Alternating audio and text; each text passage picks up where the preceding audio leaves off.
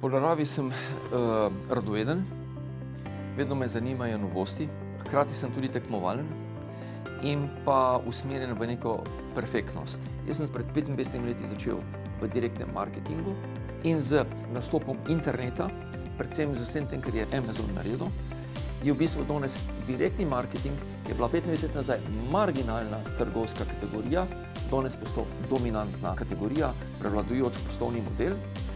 In smo mi prišli iz obskurnega modela v center stvari, ker imamo tu največ izkušenj. Danes najlažje na tej osnovi prodiramo, se širimo in zelo uspešno poslujemo. Mi nismo nikoli hodili po stalnih poteh, zato ker sem ocenil, da bom težko konkuriral velikim trgovskim sistemom, velikim korporacijam v njihovi igri. Predvsem v igri, ki zahteva velike kapitalske vložke. Uspeh je najbolj varljiv. In ko sem dosegel največje uspehe, so sledile največje napake. Ni se treba bati neuspeha, kajti večina zadev se itak dobrih rodi skozi vrsto neuspehov.